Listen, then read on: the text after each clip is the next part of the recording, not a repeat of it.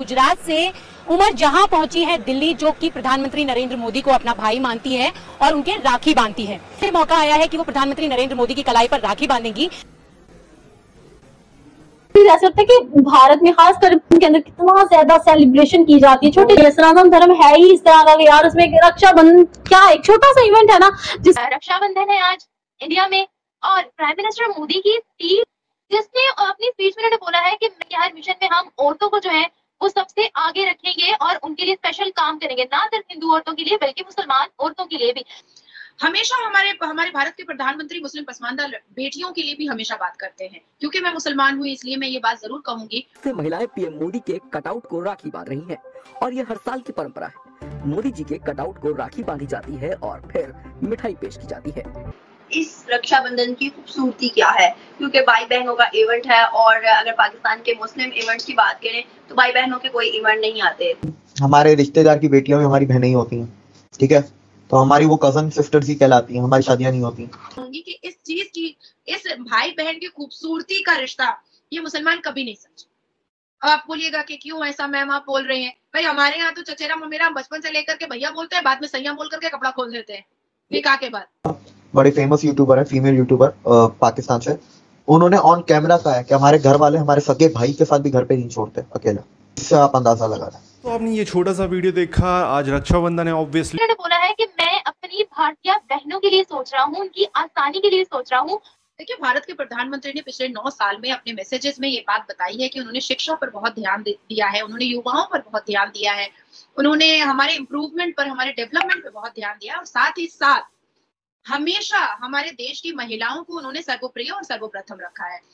हमेशा हमारे भारत के प्रधानमंत्री मुस्लिम पसमानदा बेटियों के लिए भी हमेशा बात करते हैं। क्योंकि मैं मुसलमान हूँ इसलिए मैं ये बात जरूर कहूंगी और थोड़ा विस्तार में डिटेल में कहना चाहूंगी कि अब ये हमारे भारत के प्रधानमंत्री श्री नरेंद्र दामोदर दास मोदी जी हैं, जिन्होंने भारत की मुसलमान महिलाओं को 3 तलाक से मुक्ति दिलाई। ये वही भारत के प्रधानमंत्री हैं जो नए कानून के जरिए हमारी बेटियों को और भी सेफ और सिक्योर करने की पूरी कोशिश में लगे हुए हैं। यही भारत के प्रधानमंत्री हैं जिन्होंने हमारे हिंदुस्तान की तमाम महिलाओं के लिए शौचालय योजना निकाला और गाँव ग्राम में रहने वाली तमाम महिलाएं खेतों में जाने की उनको जरूरत नहीं पड़ रही है। देखिए, इस रक्षाबंधन का बहुत खूबसूरत तोहफा तो भारत के प्रधानमंत्री जी ने, हमारे भारत के प्रधानमंत्री जी ने इसरो की तमाम वैज्ञानिक महिलाओं को कुछ दिन पहले ही दे डाला था कि जिस चांद पर हमारा विक्रम लैंडर जो रोवर लैंडर जो वहां पर लैंड किया था, उस स्पॉट को ही उन्होंने शिव शक्ति का नाम दे दिया था। शक्ति का मतलब होता है वुमेन एम्पावरमेंट। तो जो इतनी सारी वैज्ञानिक महिलाएं इसरो में काम कर रही थी, उनको एक रक्षाबंधन का बहुत खूबसूरत तोहफा उन्होंने दिया कि चांद का वो स्पॉट ही उन्होंने वुमेन एम्पावरमेंट के नाम पर दे दिया। कि इस चीज की, इस भाई बहन की खूबसूरती का रिश्ता ये मुसलमान कभी नहीं समझे।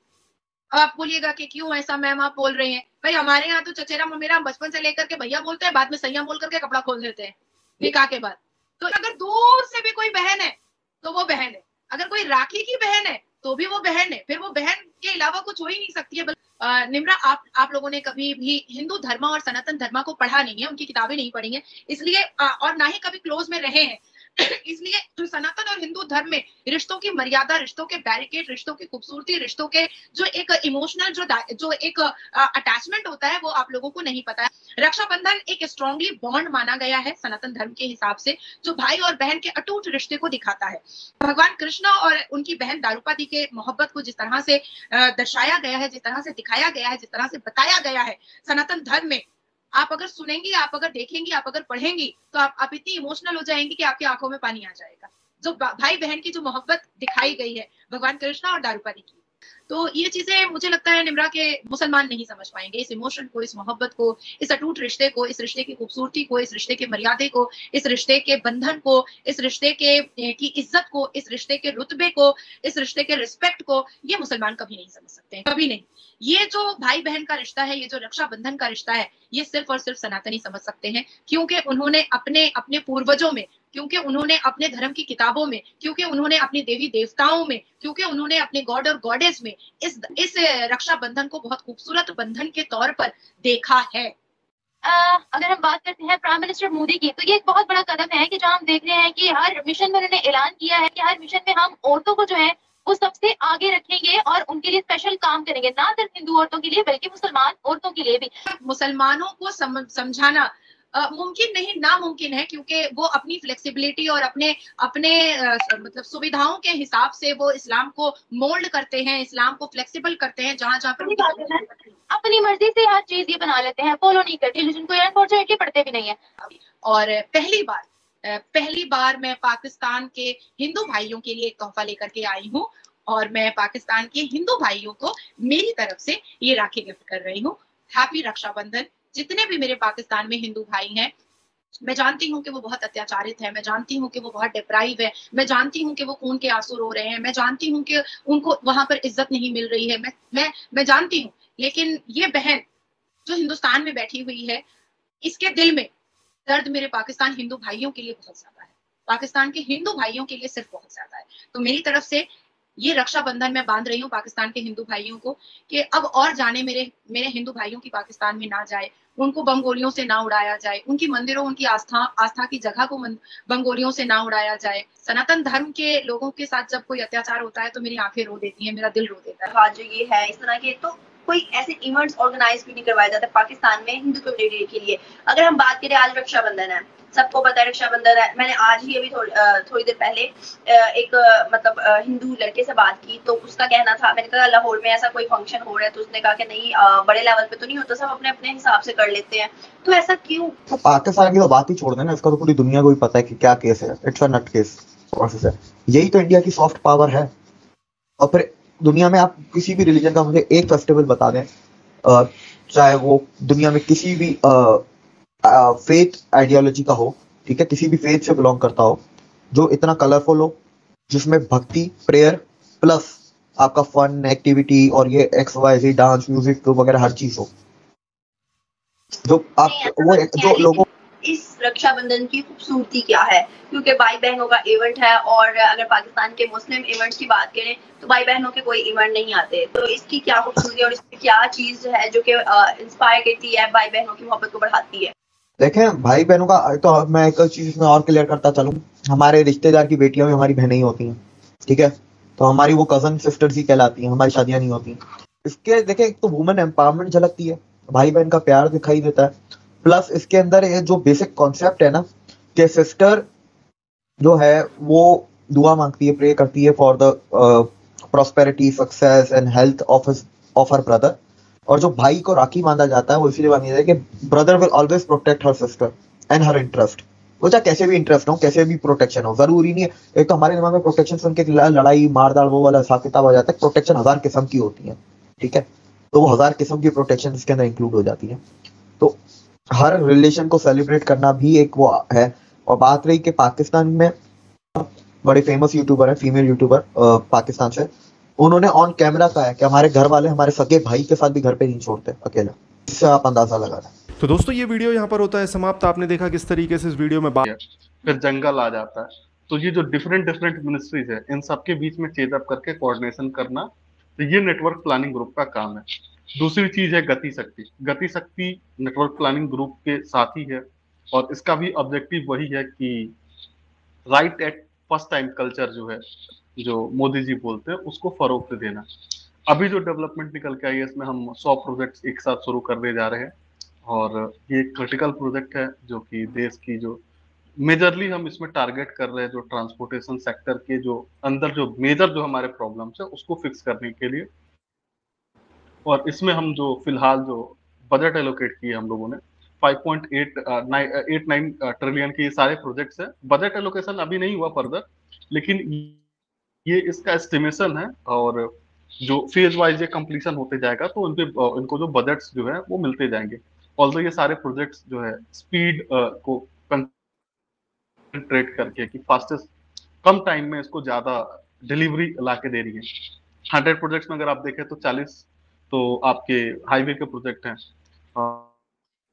कि समवेयर अराउंड 3.65 करोड़ के हैं, और रफली 3.65 ट्रिलियन के हैं INR में, और इसके अलावा रफली 1 ट्रिलियन के तो आपके रेलवे प्रोजेक्ट्स हैं जो कि 13,000 किलोमीटर है।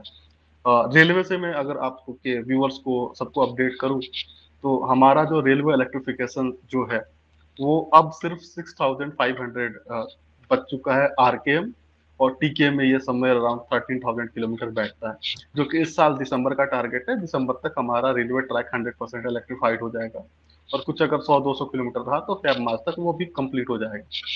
और ये जो इस गति शक्ति प्रोजेक्ट में हमें जो हम 1 ट्रिलियन का जो हमने बजट रखा है, जो 13,000 एडिशनल किलोमीटर्स को हम स्क्रैच से बना रहे, जो कि क्रिटिकल रिक्वायरमेंट को फुलफिल करने के लिए।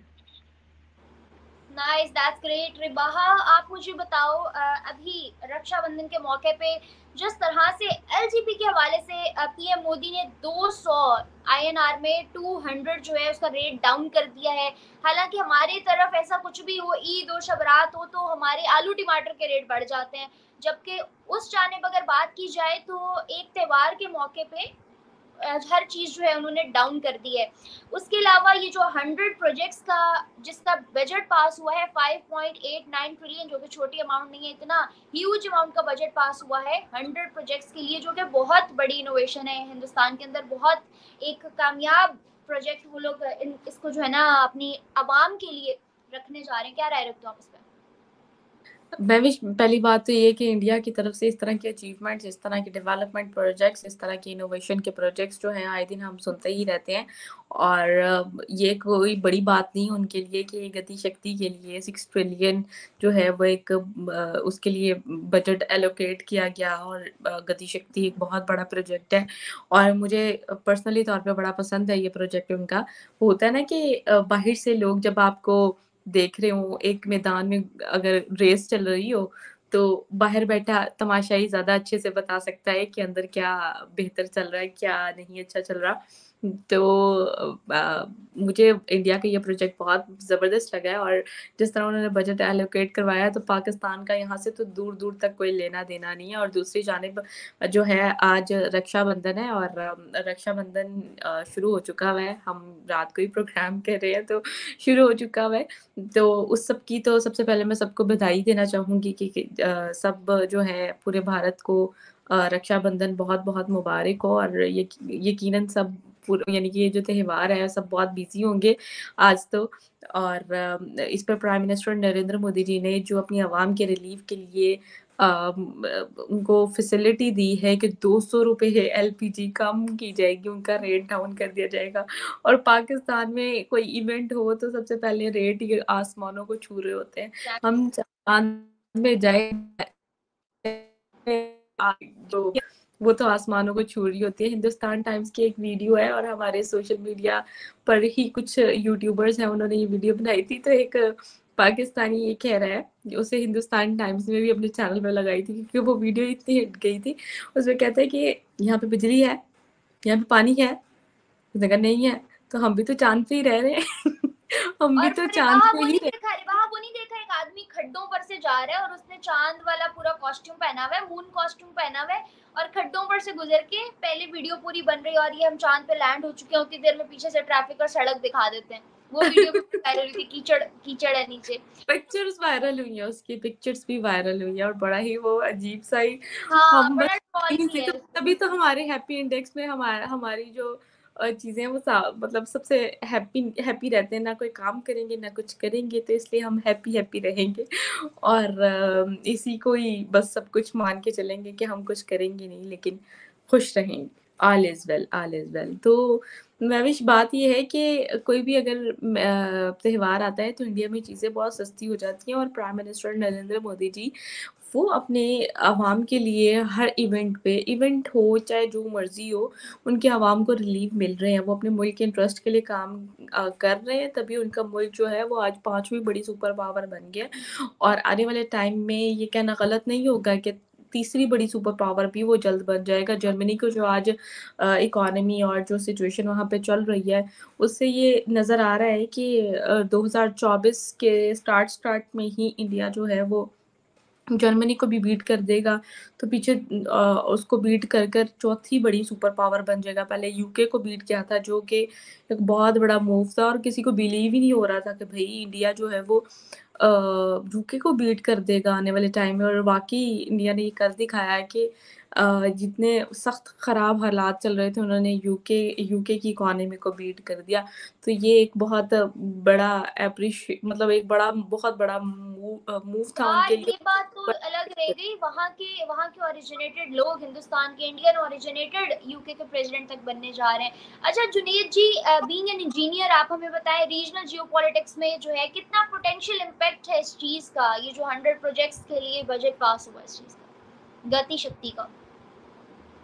हाँ देखिए रिबाहा जी, जब कोविड के बाद से जब चाइना से जो इंडस्ट्रिया मूव होनी शुरू हुई, तो हम इफेक्टिवली जो वो कंपनियां जो निकल के आ रही थी उनको कैटर नहीं कर पाए, अट्रैक्ट नहीं कर पाए, और बहुत सारी कंपनियां जो है साउथ ईस्ट एशिया की कंट्रीज में जाके वहां पे अपना इंडस्ट्री सेटअप कर ली। और उसके पीछे की जो मेन वजूहात थी वो हमारा ट्रांसपोर्टेशन सेक्टर के अंदर कुछ फंडामेंटल प्रॉब्लम थे जिसको हमने कभी फिक्स नहीं किया था। ऑल्दो चल रहा था लेकिन उसमें वक्त लग रहा था। अब उस वक्त को कम करने के लिए हमने गति शक्ति की इनिशिएटिव शुरू की और हम बहुत कम टाइम में उसको अचीव कर पा रहे हैं। अगर ये जो 6 ट्रिलियन जो हम एस्टिमेट जो इस प्रोजेक्ट का 100 प्रोजेक्ट का जो कि क्रिटिकली रिक्वायर्ड है, अगर आप इसको कंपेयर करो तो आज के टाइम में हमारे पास जो टोटल अवेलेबल करेंसी है जो समवेयर अराउंड 23 लाख करोड़ के आसपास बनती है, जिसे हम M3 बोलते हैं। M3 इक्वल टू होता है कि जो आपके पास फिजिकल कैश है और जो बैंक्स में जो डिपॉजिट्स होते हैं उसकी इक्विवेलेंट होता है, उसके 26% के आसपास बैठता है। तो ये रीजनल जियोपॉलिटिक्स को भी कैटर करेगा, इसमें कोई शक नहीं है। और आसपास के जो रीजनल जो कंट्रीज है जैसे बांग्लादेश है, म्यांमार है, भूटान है, वो भी इसके बेनिफिशियरी बनेंगे। महविश, मैं आपके ही प्रोग्राम में आपसे क्वेश्चन करना चाहती हूँ। देखिए हम गति शक्ति प्रोजेक्ट भी देख रहे हैं। जैसे आपको पता है कि हमने रिलीफ देखे कि प्राइम मिनिस्टर नरेंद्र मोदी जी ने इंडिया की आवाम के लिए कितने रिलीफ किए। और इसी रिलेटेड आपसे सवाल पूछना चाहूँगी कि पाकिस्तान इस पूरे सिनेरियो में कहाँ स्टैंड कर रहा है, पाकिस्तान की इंफ्रास्ट्रक्चर कहाँ पर है। गति शक्ति जैसे प्रोजेक्ट जो है, हम यहाँ पर सिर्फ शक्ति जैसे प्रोजेक्ट शुरू कर ले तो बड़ी बात है। अरे बाहा, जब कोई कुछ करता है तो ऑडियंस में भी तो किसी को बैठना होता है ना, तो फिलहाल हम वो ऑडियंस हैं। 22-25 करोड़ की आवाम हमने ऑडियंस बैठाई हुई है देखने के लिए, पैसा फेंक तमाशा देख। तो हाँ जुनेद जी, आप मुझे बताएं ये जो इतना बड़ा प्रोजेक्ट किया है उसको भी एन इंजीनियर आप किस तरह देख रहे हैं, उसके अंदर की जो सारे चीजें हैं, टेक्निकल चीजें हैं, उन सारी चीजों को इम्प्रूव करना, उनमें इनोवेशंस लेके आना, उनके अंदर इम्प्लीमेंटेशन करना कितना मुश्किल है, कितना मुश्किल हो रहा है इसको जो है ना आगे पहुंचाना इंडिया के लिए, क्योंकि एक के बाद दूसरा, दूसरे के बाद तीसरा, इतना बजट पास करना भी बहुत बड़ा काम है। देखें, आप टेक्निकल एस्पेक्ट से अगर आप पूछ रहे हो तो मैं इसका जवाब दे सकता हूँ कि किसी भी प्रोजेक्ट को अगर आप देखते हो तो उसमें 2 मेजर कंस्ट्रेन होते हैं किसी भी प्रोजेक्ट के को लेके। एक मेजर कंस्ट्रेन होता है टाइम, और जो दूसरा मेन जो कंस्ट्रेन होता है वो money. Money equal to also man power, money also equal to tools and machinery, और ये दोनों इंटरडिपेंडेंट है। अगर आप मनी बढ़ाओगे तो टाइम कम होगा, ठीक है ना। और इसमें एक कॉन्स्ट्रेन होता है जिसे हम क्वालिटी बोलते हैं। तो क्वालिटी जितना इम्प्रूव करोगे, ठीक है ना, विथ मनी भी बढ़ेगा और उसके साथ साथ आपकी टाइम फ्रेम भी बढ़ेगी। तो ये तीनों एक साथ चलती है। ऑल्दो कुछ केसेस में ये एक्सेप्शनल हो जाती है, लेकिन टू द लार्ज एक्सटेंट ये चलती है एक साथ। आपने जो बात बोली उसका देखिए, गति शक्ति का मेन ऑब्जेक्टिव यही है कि इसको कम से कम टाइम में ज्यादा से ज्यादा डिलीवरेबल रिजल्ट हमें लाके देना है। तो इसलिए जितने भी टेक्निकल एडवांसमेंट हो सके, पॉसिबिलिटी जितने भी इनोवेशन की पॉसिबिलिटी हो सके, हम उस सबको एक्सप्लोर करेंगे। इसमें जरूरत पड़ी तो फॉरेन से हम कोलैबोरेट भी करेंगे, ऑल्दो हमारे इंजीनियर्स खुद कैपेबल है और दुनिया की जो हाईएस्ट जो कंस्ट्रक्शन की जो टेक्नोलॉजी है, एडवांस जो पॉसिबल कंस्ट्रक्शन की टेक्नोलॉजी है, उन सारे टेक्नोलॉजी में हमारे इंजीनियर्स कैपेबल है वर्क करने के लिए। और कुछ जो रिसेंट में जो टेक्नोलॉजी आ रही है उसको इंपोर्ट करके लाना विद कोलैबोरेशन या जो जेवी के फॉर्म में, वो बड़ा मुश्किल काम नहीं होगा। अच्छा रिवाहा, आप मुझे बताओ, एक साइड पे तो हमने ये सारी चीजें देखी किस तरह से जो है इस मौके पे, त्योहार के मौके पे, उसके अलावा भी हिंदुस्तान किस तरह के गिफ्ट्स दे रहा है। अभी एलपीजी को हमने डिस्कस किया, उसके बाद ये जो 100 प्रोजेक्ट्स के लिए इतना हाई बजट पास होना कितना इफेक्टिव हो सकता है ये हिंदुस्तान की इकोनॉमी के पॉइंट ऑफ व्यू से, क्योंकि बेशक इकोनॉमी बहुत अच्छी है लेकिन स्टिल आफ्टर दैट आप देखो पॉपुलेशन भी तो कितनी ज्यादा है। उसके बाद अभी चंद्रयान, इसरो के लिए और पता नहीं कितने और चीजों के लिए बजट पास हो रहे हैं। कभी कश्मीर में प्रोजेक्ट है उसके लिए बजट पास हो रहे हैं, तो कभी अभी जैसे इसके लिए 5.38 मुझे लगता है बहुत, लाइक पाकिस्तान के लिए तो बहुत ही ज्यादा, इतना हमें को कर्जा दे दे तो हम कहाँ पहुंच जाए। तो मुझे बताओ क्या राय रखते हो इसके बारे में? देखिए मेरी बात सुने, राय यही है कि पाकिस्तान की मेट्रो सिस्टम भी जाकर आप देख लें। नो डाउट थोड़ी बहुत वर्किंग की, इमरान खान ने मेट्रो बनाई और ये सिर्फ और सिर्फ लाहौर के लिए है, ठीक है। अब किसी और सिटी में जाके देख लें कि आपको वहाँ पर ये फैसिलिटी अवेलेबल नहीं होगी, ठीक है। और बजट की अगर बात करती हैं, इकोनॉमी की अगर बात करती हैं, तो इकोनॉमी उनकी ऑल्दो वाकई ही उनकी इकोनॉमी बहुत बड़ी एक कंट्रीब्यूशन कर रही है। और ये देखिए अगर इंफ्रास्ट्रक्चर पर वो अपने वो इन्वेस्ट कर रहे हैं तो ये उनकी इनडायरेक्टली और डायरेक्टली तौर पे उनकी इकोनॉमी में ये कंट्रीब्यूट हो रही है ना। इधर अब आप पाकिस्तान में ही देख लेते क्या क्या प्रोजेक्ट चल रहे हैं। आप मुझे सच बताएं कि कोई ईमानदारी से आपने कोई प्रोजेक्ट देखा है यहाँ पर? अब मैं आपको एक छोटी सी एग्जांपल देती हूँ। मेरे फादर की तबीयत बड़ी ख़राब है, तो जब ट्रीटमेंट शुरू करवाना चाहा तो हमने पहले सोचा था कि इमरान खान ने जो है वो हेल्थ कार्ड जो है वो इंट्रोड्यूस करवाए थे। हमने जब तलब फराहम करनी चाहिए, मदद फराहम करनी चाहिए, तो हमें क्या मिला? ठेंगा, कुछ भी नहीं, सब कुछ आपने रोशनी खुद कार्ड, कर। रोशनी कार्ड की ग्रॉसरी बात कर रहे हो? ग्रॉसरी कार्ड नहीं, हेल्थ कार्ड की बात कर रही हूँ। सेहत कार्ड निकला था। रोशनी कार्ड, रोशनी Exactly. कार्ड के नाम से आया था, if I am not wrong. Roshni card I don't know, Roshni card नहीं, हेल्थ कार्ड, सेहत कार्ड के नाम से आया था। उस पे भी बड़ी ही वो चीज़ें बड़ी मुश्किल हो गई थी और अभी तक स्टिल हम लोग अपनी जेब से ही पैसे लगा कर पापा का इलाज करवा रहे हैं। तो आप इसे खुद देख लें, जो प्रोजेक्ट चलते हैं, दूसरी हुकूमत आती है वो प्रोजेक्ट वहीं पे बंद कर दिए जाती है। कितने इन्वेस्टर इमरान खान साहब की गवर्नमेंट में आए पाकिस्तान में, वो दुम दुबा के कहाँ पे भाग के चले गए। जो जो इमरान खान ने वादे किए थे वो तो वो पूरे नहीं कर सका। उसने अपने टेन्योर में क्या पूरे किया? कुछ भी नहीं किया। और जो प्रोजेक्ट चल रहे थे वो भी दुम-दुमा के भाग गए। भई हम लोग यहाँ पे नहीं मैनेज कर सकते, हमें उल्टा नुकसान हो रहा है। यानी कि काफ़ी लोगों के यानी कि जो बिज़नेसमैन है, जो इन्वेस्टर है, आप उसको अच्छी अपॉर्च्युनिटीज़ देंगे। आप देखें एग्ज़ाम्पल के तौर पर प्राइम मिनिस्टर नरेंद्र मोदी ने जो इनिशिएटिव्स अब एक छोटी-सी एग्ज़ाम्पल है, रिसेंट की एग्ज़ाम्पल दे रही हूँ, जो अ अ, वो चिप नहीं होती, क्या नाम है, सेमीकंडक्टर चिप्स में इन्वेस्टर को 50% आपको रिलीफ देने का एक इनिशिएटिव लिया था।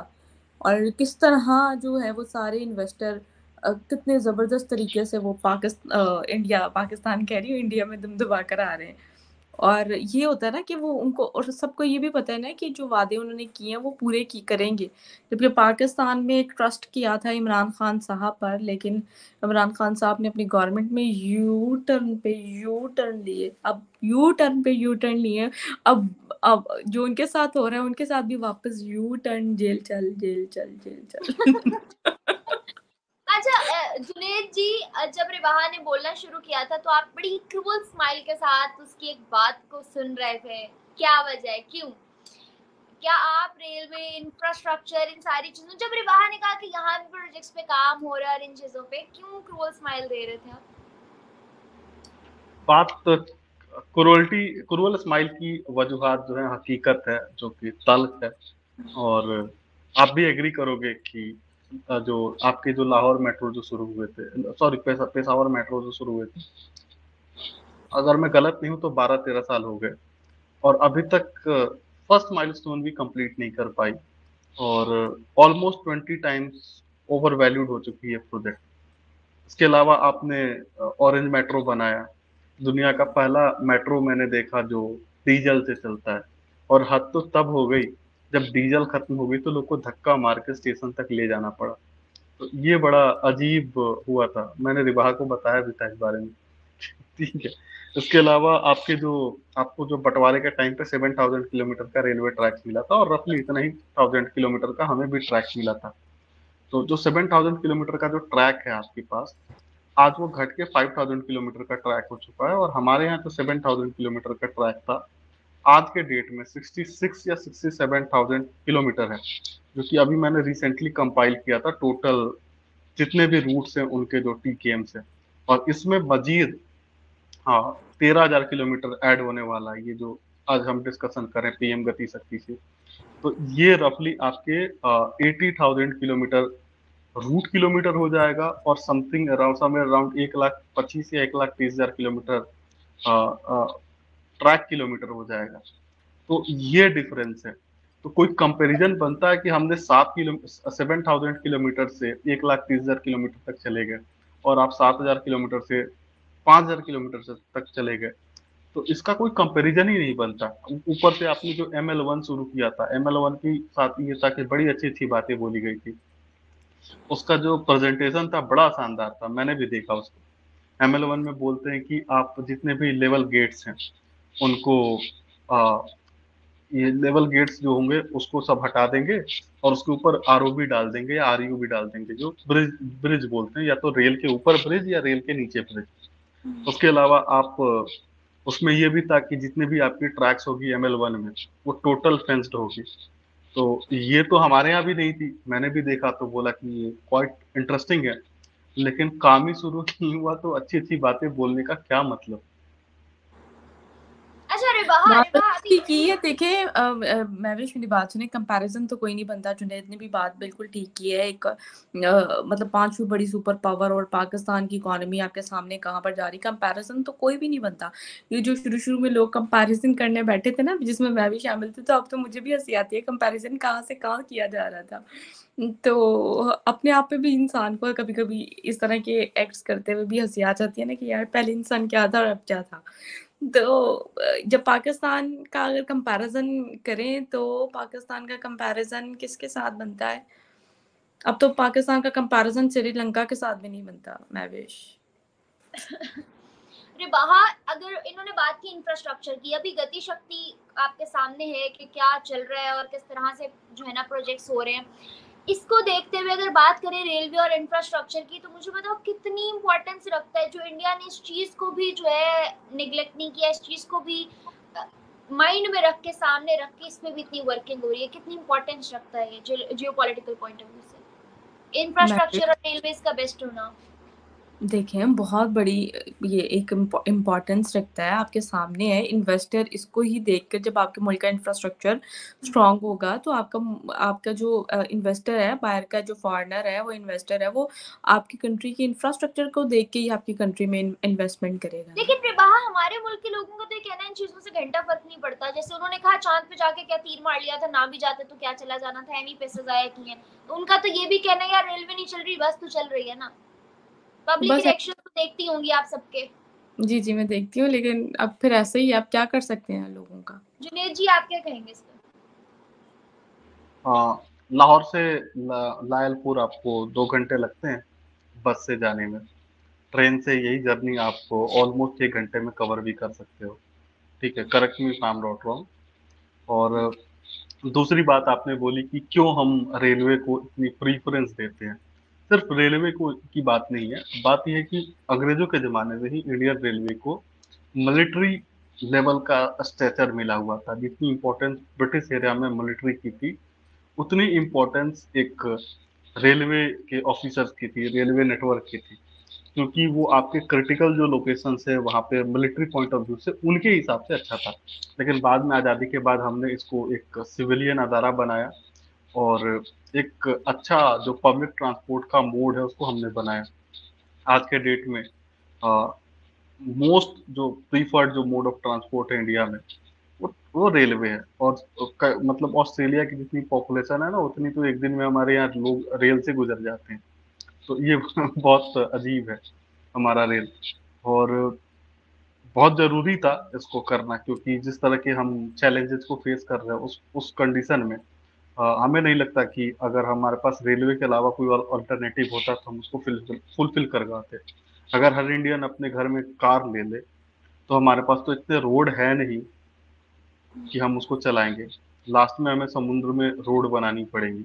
इस पॉइंट ऑफ व्यू से भी इम्पोर्टेंट है। और अमेरिका में क्या है कि अमेरिका में हर हर आदमी के पास 2-3 कारें हैं, उनकी पॉपुलेशन बहुत कम है, एरिया बहुत ज्यादा है, तो उनको वो सूट करता है। लेकिन हमारे जैसे जो कंट्री है, जो कि बहुत ज्यादा गरीबी देखा है इस देश में, वहां पे ये जो रेलवे और जैसे पब्लिक ट्रांसपोर्ट सिस्टम है, चाहे इवन आप इंडिया के जितने भी टीयर 1 सिटीज में चले जाए, टीयर 2 में भी अब तो मेट्रो आ गए, तो वहाँ पे भी मेट्रो या लोकल जो ट्रांसपोर्ट है, लोकल ट्रांसपोर्ट के जो सिस्टम्स है, वो पब्लिक वेलफेयर के लिए है। लोग अवॉइड करते हैं अपनी कार से जाना अनलेस ये बहुत ज्यादा इम्पोर्टेंट हो। अब रहा बात आपके मुल्क से थोड़ा कंपेयर कर लो तो कराची आपका सबसे बड़ा सिटी है, इकोनॉमिक वाइज भी। इकोनॉमी में आपके ऑलमोस्ट 60% कंट्रीब्यूट करता है, ठीक है ना, 60-70 एक मेजर चंक ऑफ आपके यहाँ सब कंट्रीब्यूट करता है। लेकिन आज भी कराची के पास एक ढंग का पब्लिक ट्रांसपोर्ट सिस्टम नहीं है, ढंग के पानी का ट्रांसपोर्ट सिस्टम नहीं है। हमें भी पता है वो टैंकर माफिया वाले क्या लोग हैं, कौन है, ठीक है ना, हमें भी अच्छे से पता है कि वो जो ये जो बस माफिया वो क्या है, ठीक है ना। तो जानकारी तो है हमें भी, लेकिन एक सिटी जो आपको आपकी इकोनॉमी में इतना बड़ा कंट्रीब्यूशन कर रही है, एटलीस्ट उन्हें तो वो तो डिजर्व करते हैं ना। ऐसा ही है जुनेद जी, और आपने एक बात कही कि इस वक्त हिंदुस्तान की जो पॉपुलेशन और उस सारे का जो सीन है, और उसके लिए रेलवे इतना ज़रूरी है, क्योंकि जितना ऑस्ट्रेलिया की टोटल पॉपुलेशन है उतना आपके रेलवे में एक दिन में बंदा चढ़ जाता है। खैर, इसकी इंपॉर्टेंस पे डिस्कस हो गई, गति शक्ति को लेके भी हमने बात की, एलजीबी को पॉइंट ऑफ व्यू से जो इनिशिएटिव लिया है पीएम मोदी जी ने इस रक्षाबंधन के मौके पे, वो भी बहुत अच्छा है। फिर से एक दफ़ा मेरे और जुनेद रिबहा हम सबकी तरफ से पूरे हिंदुस्तान को रक्षाबंधन की ढेर सारी बधाइयाँ कामनाएं, यही कहते हैं ना, शुभकामनाएं, जुनेद जी यही कहते हैं ना? बिल्कुल शुभकामनाएं। और मैं भी कमेंट देखूंगा कि कितने